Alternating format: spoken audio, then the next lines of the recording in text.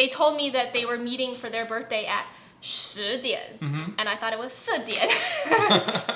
So I remember they called me at 10 o'clock. Where are you? Where are we Thursday? I'm like, it's only 10 o'clock. What's happening? We didn't eat that much Taiwanese cuisine. But then my father would bring in, yuebing, mooncake during the mooncake festival. Didn't know why we ate it, didn't know the story behind it, the legend. He would just say, oh, 时间到了. Hello everyone, Amanda is here, and today I have a new episode. By the way, I'm also babysitting at the same time. YouTubers' lives are busy. So the new guest is born and raised in sunny California. She finished education there, she finished law school there. She even passed the bar exam to become a lawyer. But then she said, you know what? The American dream sucks. I'm moving to Taiwan. Everybody say hello to Francesca. Hi everybody, 大家好. What brought you to Taiwan? Very first time I came to Taiwan was to learn the language, actually, to study Mandarin. Yeah. I was in college and I did a study abroad at Taida. Okay. Very first time I came So how old here. were you first time coming to Taiwan? I was 18. 18 19. years old. 19 years old. Must That have was just your turned first time 19. in Taiwan. Very first time ever in my life. But actually your family has some Taiwan origin, right? Taiwanese origin. My family is from here, Kaohsiung. From Kaohsiung. Ah. So you had some idea about Taiwan when you were growing up, right? It was very foreign to me, actually. Really? My father left when he was 9 years old. The whole family left Taiwan when he was 9, and they never came back. Okay. So they didn't see Taiwan change, evolve. Yeah. That was in in the 60s, right? Yeah, they have probably very different vision about Taiwan than this now. Mm-hmm. So what's your story like? You decide to be a lawyer. Yeah. And then you change your mind. Oh yeah, I changed my mind 3 months after I passed the bar. 3 months after. Yes. And how many years of education? Oh, well, I mean, law school itself is 3 years, but 3 that's years. after you go to college, right? So Yeah, 7 yeah. years. 7 years, and then say, no, this is not for me. No, yes. That's actually why I help lawyers now who also want to change careers. Like you said, I have a Taiwanese dream, like they have another dream after law. Yeah. So how does it work now for you? So in Taiwan, I'm a blogger and vlogger.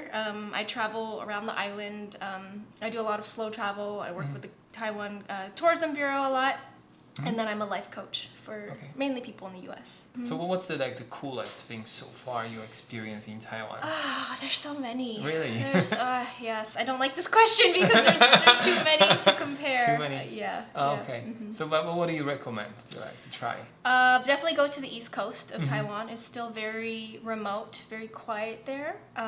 Again, you live in tune with the environment there. So if you want to stay there for a long time, you get to know the island a lot more. I meet lots of people, like mostly actually a little older generation, and they say like America, and it's like it's like the fireworks appear and an eagle flies on the sky, and this kind of like they really love America, and I can imagine whenever you meet that's like a first part of the dream. And the second part of the dream, if they even cannot move there, they want to send their kids there to study, to be a doctor or maybe a lawyer, yes. and stay in America, chase American dream, and then they meet you.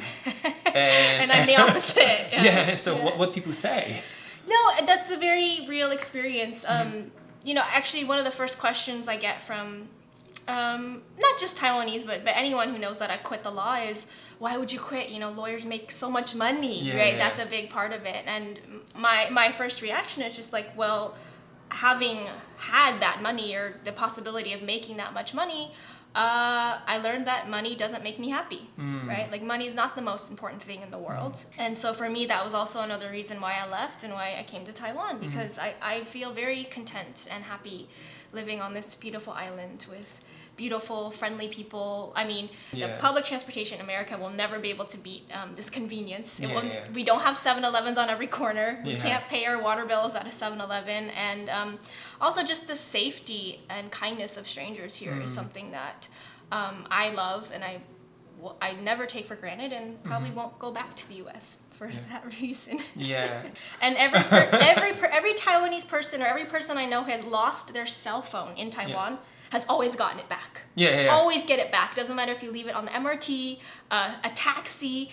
Someone will find that cell phone and track you down and return it. Oh, they're just gonna wait for a call. Yes, and and you always get it back. That's so rare. I love that part about Taiwan. I think so. No, there are lots of things you don't need to worry about anymore when you live in Taiwan. When you were growing up at your home, did you have any chances to try Taiwanese food? Not so much. We didn't eat that much Taiwanese cuisine. What we did eat though was doujiang. Okay. There was one restaurant where we lived that served Really? doujiang youtiao. But then my father would bring in, yuebing, mooncake during the mooncake festival. He had no idea why. I would ask him. So he bring on a table. Okay, you eat this. Yeah, time for mooncake, and I would ask him. Did you know what part of the year is that, or because? Nope, didn't know anything about the lunar calendar. Didn't know why we ate it, didn't know the story behind it, the legend. He would just say, oh, 时间到了, like it's time to eat the mooncake. And I learned about why we eat mooncake after coming to Taiwan. Yeah.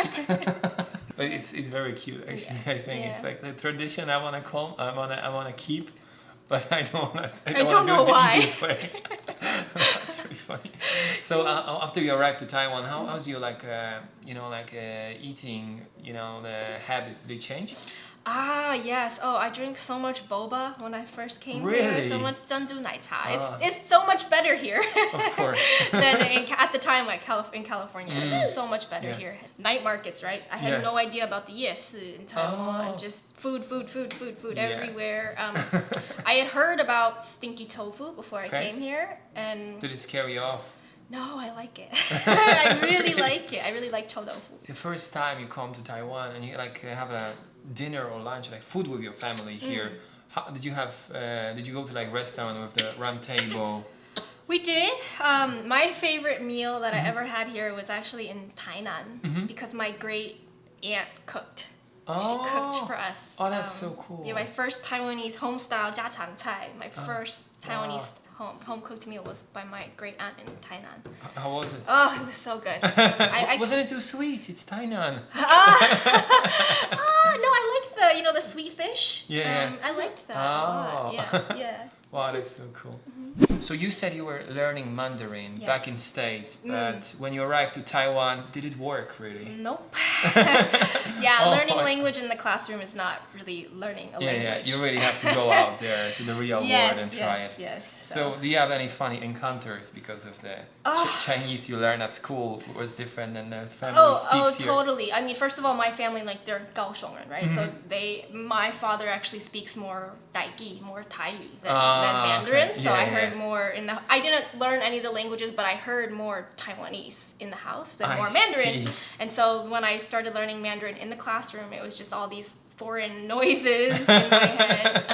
And then when I got off the plane, my first time in Taiwan, I saw my aunt.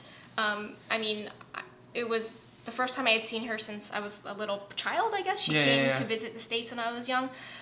Couldn't communicate, couldn't understand a single word that she said from the minute I got off the plane. But she didn't speak English neither. No English. No English. But that's actually how I learned Mandarin very quickly, was because they didn't speak English. Yeah. Yes. Anything funny happen? Yeah. They took really good care of me when I first came to the island. I was studying Mandarin at Taida, but they would come and pick me up every weekend. And back then, right, there's no smartphones. Oh. So it was all just calls, and I couldn't see their face, or no FaceTime, right? Yeah. So I could only hear what they would say. And so whenever they wanted to meet me, it was always a journey for me. It was like, go walk 2 blocks, take this bus, then transfer on the MRT and take this bus. Somehow I managed that, but I couldn't understand the times that they told me to meet them. So for example, in Mandarin, I couldn't hear the difference between 4 and 10. Oh, the tones. The tones. I couldn't understand that. So they told me that they were meeting for their birthday at 10点, and I thought it was 4点. So I remember they called me at 10 o'clock. Where are you? We started saying, it's only 10 o'clock. What's happening? happening, and I thought it was 4点. You have to precisely say what you're gonna eat. If it's lunch or breakfast or dinner, then it's less confusion. You know, I think that one of the problems of the education is you need to make your decision about your future when you were like 14 years old sometimes, so right? Young, yes. And then you like decide, and you know, like you're like halfway, or like you're actually almost about to finish your education, and you think, am I sure I want to do that? And what do you suggest these kind of people? So for me, I took the hard way, right? The hard path was I did all of that. I invested all of my time into being a lawyer, and then actually realized halfway through, this is not what I wanted to do, but took the bar anyway, just to say I could pass the bar, and then left quickly after. And of course, like, again, that's not normal, right? That's not the normal thing to do. Like you said, like people, they make up their mind at 14 and they stay on one path. And so I advise people, like, before it's too late, before you go to law school and spend all that money on student loans, you try other things as soon as you can. Just try it, like, even if it's a hobby. But I think now it is easier to, like, we have so much more exposure to different types of jobs, different interests, right? You can teach yourself how to do almost anything from YouTube, right? And so I just encourage people, like, if you have an interest in something, pursue it. Pursue it, you know, until you've almost become an expert in it. And then also just keep in mind that passions change, right? That's such a novel concept for our society, but I think, you know, more and more now that we have access to technology and information, I think that that's going to become the norm of changing passions and being a generalist instead of you know, only being able to do one thing with one career. So I think that's one of the things is actually about, you know, living in 2021 or 2022. 2022. Living in 2022, it's you know, you can change your job like 20 times. You know, like my grandparents' generation, our grandparents' generation. I mean, they were trained for one job, and they're like staying, let's say, you know, in the same factory, doing the same job for 40 years. That was normal, but then the things changed. Then you have internet, and you have a internet, like intercontinental flights, and those things change so fast that you can actually have new job every year. We have options now, and right? you can change it. And actually, if you want to learn something new, it doesn't take too much time. You know, the Taiwan thing is, you know, parents are very important in Taiwan. Yes, parents' opinions are very important. And they, you know, parents of, you know, the young people now, they were like raised in so much different times. Like, as you can say, like your family who moved out from Taiwan in the 60s. Yes. They wouldn't believe Taiwan is now the way it is. Right. And because of that, they were like prepared for tough times. Like, you know, and because of that, they really think the most important is the safety and stability. And it's very difficult to convince them that, you know, I don't want to be a lawyer anymore. Yes. I want to run my business online and be a blogger. So what do you suggest to the Taiwanese young generation? You know, that's such an interesting conversation because I don't think that generation realizes themselves that they can do it too, right? I feel like when you experience instability, you become very resilient. And so actually, you know, I feel like the younger generation, they should do what they want to do and prove to their parents, you know, like if I can do it, you can do it, right? Of course, now it's so much easier. So yeah, that is such an interesting point. I mean, my father too was very surprised that I quit the law. But he also loved that I moved back to Taiwan because he could see, like, okay, the fact that I can go back to Taiwan when he couldn't, the world is changing, right? The world has changed. I have all of these options that he didn't have. And so that's when I think he realized, oh, okay, like, it's actually a good thing that you go back to Taiwan and do whatever you want to do because he couldn't, right? They couldn't. I think that's brilliant. Do you have any questions for the viewers? I do. This is actually what I ask my clients. Okay. If you weren't afraid, what would you be doing right now? If you weren't afraid, if you knew you couldn't fail, what would you be doing right now? Wow. Yes. That's a good question. Please tell me. Yes, write I a comment. Want to know. Write a comment. It's very interesting to know that. Yes. Okay, so thank you very much. That was a lovely interview. Thank you so much. And please let us know if any of the viewers want to find you online. where should they go? Yeah, so my Instagram, my website, Facebook is all called Attorney on a Journey. That's the English name. You can also find me with my Mandarin blog name, which is 思佳情雀. Yes. So if you guys have any questions to Francesca, write a comment below. She's gonna be happy to answer. I hope so. Yes, please. Thank you for that. Thanks for watching this video. I hope you enjoyed it. Make sure you subscribe to my channel and see you next time. Bye bye.